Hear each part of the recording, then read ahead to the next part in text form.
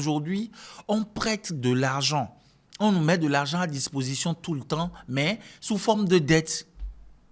Et cela ne profite pas à la population. Cela ne profite pas aux Africains. Cela ne profite pas aux ayants droit, alors que l'Afrique, elle est riche. Elle est riche en pétrole, elle est riche en terres agricoles, elle est riche de sa jeunesse, elle est riche du soleil, elle est riche de beaucoup de matières premières. Mais une grande partie de cette richesse quitte encore le continent pour aller vers des intérêts, vers des capitaux étrangers. Qui a développé la richesse du pays? C'est la population du pays qui a fait cela, oui. Ce qui motive notre joie, c'est la grande voix du peuple éduqué par Verdemin.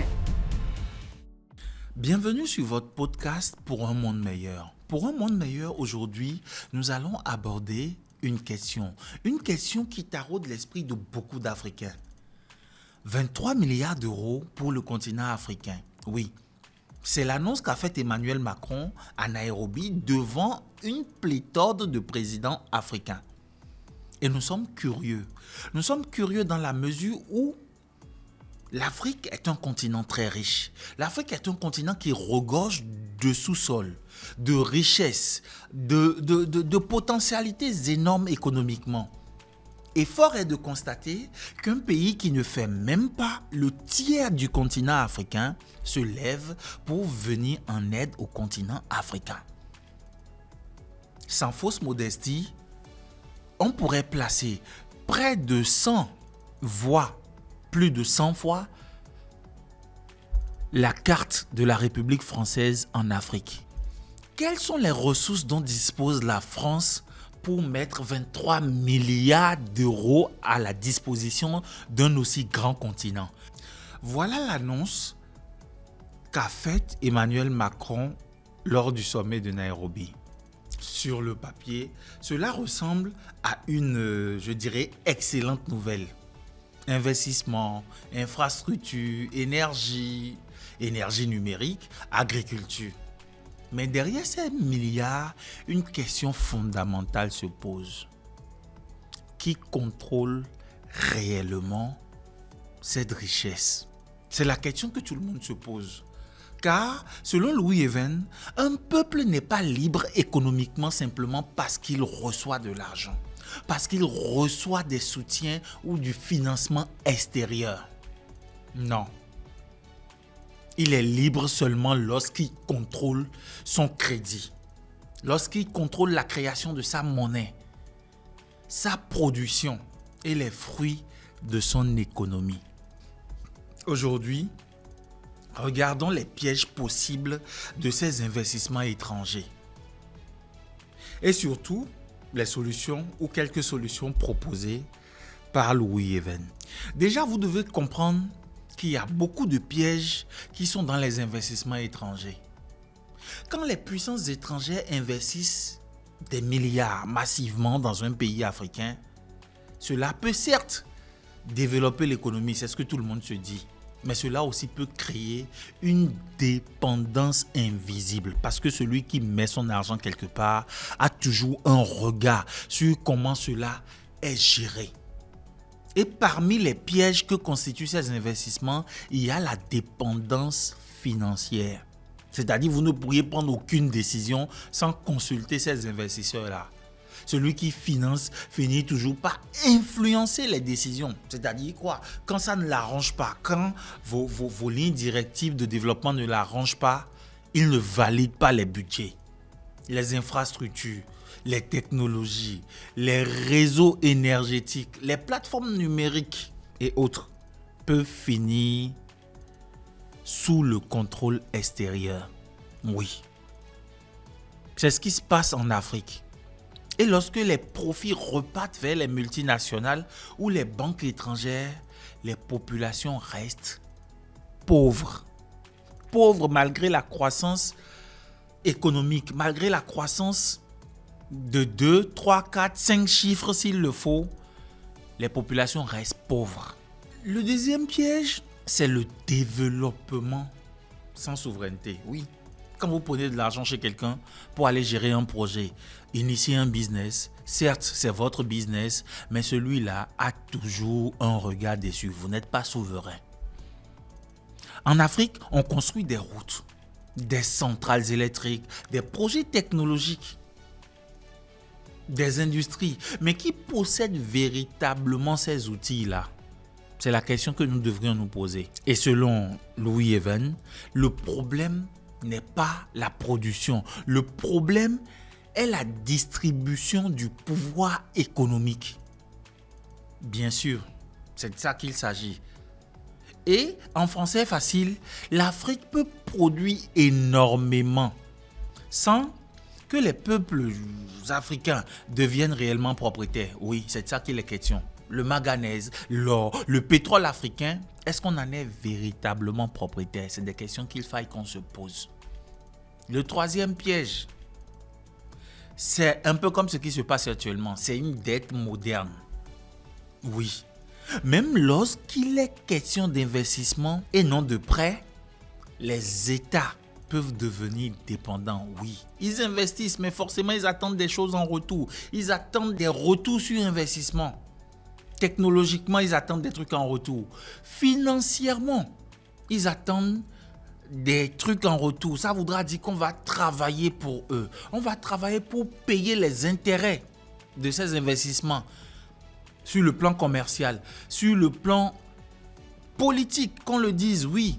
Parce que les politiques qui nous dirigent aujourd'hui ne vont plus pouvoir nous diriger pas par rapport à nos besoins, mais par rapport aux exigences de ces financiers-là. Et cela crée une nouvelle forme de colonisation économique et non militaire. Oui, une colonisation économique. Alors, on se pose la question de savoir quelle serait l'alternative. Et je m'en vais vous ramener toujours selon Louis Even, il faut véritablement une démocratie économique. Oui, il faut véritablement une démocratie économique pour reprendre le contrôle du crédit. L'argent doit servir la population, pas l'inverse. Aujourd'hui, beaucoup de pays africains, oui, font des emprunts obligataires, font recours à des prêts, font recours à des investissements étrangers. Et souvent, les marchés financiers des investisseurs étrangers, des institutions et même, des organismes privés sont obligés d'aider l'Afrique ou du moins d'aider des pays africains. Résultat, les projets avancent seulement lorsque les financiers extérieurs l'acceptent ou le valident. Ou si ça rentre dans leur ligne directrice, selon leurs intérêts. Et c'est ça le problème. Et pour Louis Even, les nations devraient pouvoir financer elles-mêmes leurs besoins essentiels, oui. On devrait pouvoir, en tant que nation africaine, financer nos besoins essentiels. L'infrastructure, l'agriculture, la santé, l'énergie, sans tomber dans une dette permanente, parce que c'est de ça qu'il est question. Aujourd'hui, on prête de l'argent. On nous met de l'argent à disposition tout le temps, mais sous forme de dette. Et cela ne profite pas à la population. Cela ne profite pas aux Africains. Cela ne profite pas aux ayants droit, alors que l'Afrique, elle est riche. Elle est riche en pétrole, elle est riche en terres agricoles, elle est riche de sa jeunesse, elle est riche du soleil, elle est riche de beaucoup de matières premières. Mais une grande partie de cette richesse quitte encore le continent pour aller vers des intérêts, vers des capitaux étrangers. Et c'est cela que défendait Louis Even en parlant de la richesse produite. La richesse produite collectivement doit bénéficier à la population. C'est de ça qu'il est question. Non, on devrait véritablement nous asseoir et nous poser la question. Est-ce que la richesse doit nous profiter ou aux élites multinationales ou aux marchés financiers étrangers? C'est une question qu'on doit se poser. Est-ce qu'on doit produire d'abord pour nos propres besoins ou pour les besoins étrangers? Aujourd'hui, on produit le coltan, on produit le pétrole, mais la plupart du temps est exporté. Et c'est triste parce que c'est les produits finis qui nous reviennent chers et nous consommons. Nous ne nous posons pas la question de savoir si le système économique aujourd'hui nous sert-il réellement. Est-ce que le système économique aujourd'hui sert-il réellement les familles africaines? C'est une question qu'on devrait se poser. Car le vrai développement devrait d'abord garantir la nourriture pour l'Africain, le logement, l'électricité à coût réduit, la santé, l'emploi digne. L'emploi digne et une économie locale. Oui, c'est de ça qu'il est question. Et cela m'amène à conclure en disant, les 23 milliards d'euros annoncés peuvent représenter certes une opportunité. Mais une opportunité sans souveraineté économique nous amène à nous poser la question. Un investissement peut devenir une dépendance élégante mais gênante. Et selon Louis Evans, la vraie liberté d'un peuple commence lorsque ce dernier contrôle son crédit, ses ressources et la destination de ses richesses. Oui. Alors, la vraie question pour l'Afrique, oui, ce n'est pas de savoir combien d'argent entre. Oui, les 23 milliards qu'on annonce en pompe sur tous les médias. Ce n'est pas ce qui nous intéresse. Mais ce qui nous intéresse, qui contrôle cet argent et au bénéfice de qui?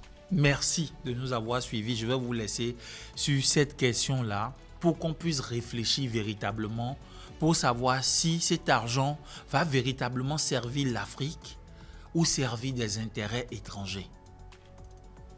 Merci de nous avoir suivis et nous vous donnons rendez-vous sur nos différentes plateformes TikTok, Facebook, YouTube pour essayer de comprendre davantage ce courant de pensée qu'est la démocratie économique. Merci de nous avoir suivis et à très bientôt.